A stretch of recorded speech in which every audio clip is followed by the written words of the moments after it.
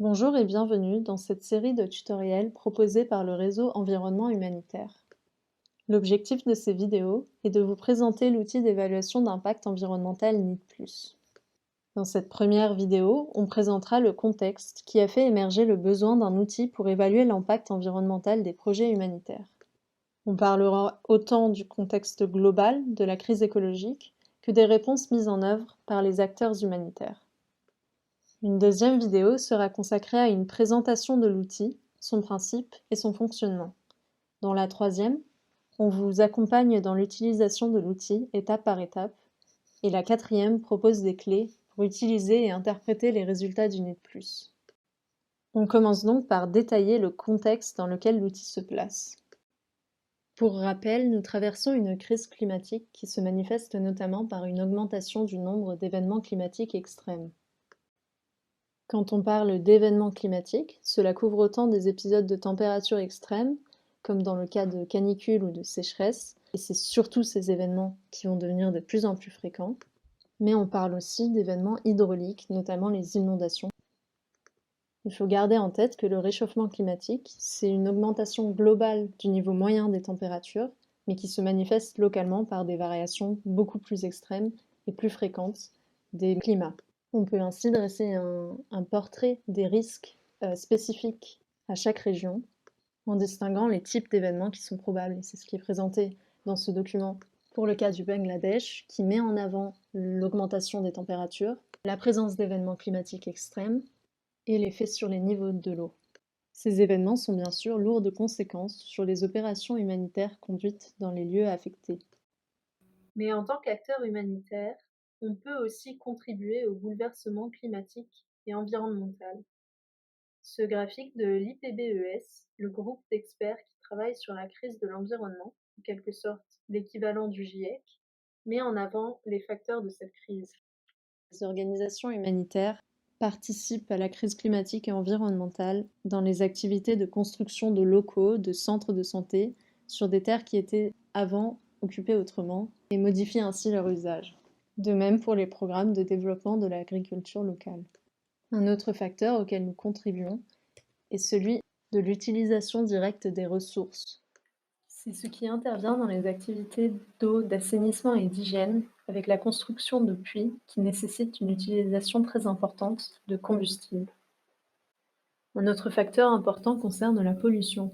Autant la pollution de gaz, générée par des transports en 4x4 ou en avion, que la pollution de microplastiques, dans le cas des petits bouts de pneus qui se détachent au contact de la route. On peut aussi parler de déchets plus spécifiques, notamment dans le cas des déchets médicaux. On a cité de nombreux événements liés à ces doubles crises. Et vous remarquerez que dans cette présentation, on parle à la fois d'environnement et de climat. Pour clarifier les termes, encore une fois, la crise climatique, ça fait référence à l'augmentation globale des températures moyennes et à tous les événements locaux qui vont avoir un lien avec le climat. Quand on parle d'environnement, c'est pour décrire tout ce qui touche à la perturbation de la biodiversité, les écosystèmes et les milieux. Évidemment, les deux crises sont liées et les conséquences de l'une peuvent être les causes de la crise suivante. Mais en classant les éléments liés à chaque crise, on va pouvoir construire les outils appropriés pour les comprendre et réduire notre impact. Quand on parle de double impact, l'idée c'est qu'on peut avoir plusieurs approches face à cette double crise. Déjà, on peut essayer de s'adapter, c'est-à-dire observer les conséquences de la crise et trouver une façon de vivre avec. C'est ce qu'on va faire en promouvant l'utilisation de semences plus résistantes à la sécheresse ou à un certain type de climat, ou en adaptant l'architecture des bâtiments qu'on construit pour les rendre plus résistants aux événements climatiques extrêmes. On peut aussi, de façon complémentaire, atténuer la crise en réduisant ses causes. C'est par exemple ce qu'on fait quand on essaye de limiter nos émissions de gaz à effet de serre avec des sources d'électricité renouvelables et donc moins émettrices en gaz polluants. C'est ce qu'on fait aussi en limitant les fuites d'eau et donc le gâchis d'énergie fourni pour pomper l'eau qui sera inutilisée. Et c'est également ce qu'on fait en proposant des foyers améliorés dans nos opérations. En revanche, l'adaptation à la crise environnementale n'est pas possible. Une fois qu'une mer a été contaminée par exemple par une nappe de pétrole, tout ce qui est vivant à l'intérieur ne peut pas s'y adapter et on ne pourra pas revenir à un état proche de celui qu'il y avait avant l'accident. À la limite, on pourrait faire de la restauration, c'est-à-dire essayer de retrouver un état environnemental passé en réintroduisant des espèces, en absorbant le pétrole, de façon à ce que la mer soit de nouveau viable. Ce qu'on est capable de faire en revanche, c'est d'agir sur les causes, en proposant une meilleure gestion des déchets avec cette incinération améliorée, en réduisant notre utilisation des pesticides et en généralisant la récolte de déchets, comme avec cette flotte de motos. L'intérêt de l'adaptation et de l'atténuation, c'est qu'on améliore notre capacité de réponse et on ne la laisse pas affecter par l'accumulation de catastrophes. Donc, ce que je vous ai présenté là, c'est le cadre général de ce qui est en train de se passer dans le monde et comment on peut y faire face. Mais dans le secteur humanitaire spécifiquement, il y a aussi des motivations beaucoup plus concrètes qui nous poussent à changer nos façons de travailler et en particulier à connaître et à limiter notre impact environnemental. Une de ces motivations, c'est que les bailleurs de fonds se fournissent de politiques de plus en plus attentives à l'environnement.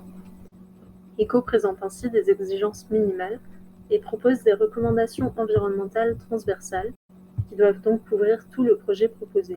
ECO mentionne par exemple la nécessité d'une analyse de risque environnemental et la gestion des déchets tout au long du projet. La politique environnementale d'ECO présente aussi des exigences propres à chaque secteur d'intervention. Dans le cas de la WASH et de la mise à l'abri, cela inclut une évaluation environnementale, que l'on peut notamment effectuer en utilisant le NID+, ainsi que la production d'un rapport environnemental qui inclut des mesures d'atténuation des risques à joindre à la proposition de projet. Il y a aussi des exigences plus techniques, par exemple le rejet du water trucking, sauf exception, et l'attention portée à la sauvegarde de l'eau. On a aussi des recommandations qui nous sont proposées, c'est-à-dire que leur absence n'est pas disqualificative, mais elles sont là pour assurer la qualité du projet. Et pour la WASH, il y a par exemple la mise en place d'un suivi des ressources en eau souterraine. Dans le secteur de l'assistance alimentaire, les exigences incluent une attention à la chaîne d'approvisionnement, qui permet ainsi de limiter les déchets ainsi que les transports. Il s'agit aussi de limiter la pollution générée par les moyens de cuisson. En recommandation, il y a par exemple l'utilisation étendue du compost. Dans le secteur des moyens d'existence, les exigences incluent la création d'emplois centrés sur l'environnement et sur la gestion de ressources. Dans les recommandations, on a aussi un point d'attention sur la source d'énergie qui est mise à disposition des acteurs locaux. Ce que je vous ai présenté n'est pas une liste exhaustive et je vous encourage bien sûr à consulter les documents qui vous concernent. Si ECO donne des lignes directrices particulièrement détaillées, les autres bailleurs principaux ne sont pas en reste, et c'est généralement une tendance qui devrait se généraliser dans les années à venir. Une des exigences fréquentes, c'est celle de l'évaluation de l'impact de l'opération et de la mise en œuvre de mesures d'atténuation de cet impact. Certains des bailleurs, comme ECO, mettent en avant certains outils et citent parfois le NIT. Mais l'exigence d'atténuation de notre impact, c'est une exigence externe, donc, qui est encouragée et contrôlée par les bailleurs, mais elle est aussi interne, parce qu'elle s'aligne tout à fait avec le principe de ne pas nuire, élargi à la dimension environnementale du contexte et des conséquences des actions humanitaires. Vous ne serez donc pas surpris et surprise de voir que l'impact environnemental est mentionné à plusieurs reprises dans l'énorme sphère. C'est dans ce cadre de comprendre et réduire l'impact environnemental des opérations humanitaires qu'un groupe de travail d'organisations humanitaires s'est créé sous l'égide du réseau environnement humanitaire, qui effectue un travail de renforcement de capacité des équipes à l'utilisation du NID+, et participe à l'amélioration de l'outil et à la prise en compte des retours utilisateurs. J'espère maintenant que le contexte est clair pour vous, et je vous invite maintenant à passer à la vidéo suivante, qui vous présentera le mode de fonctionnement du NIT.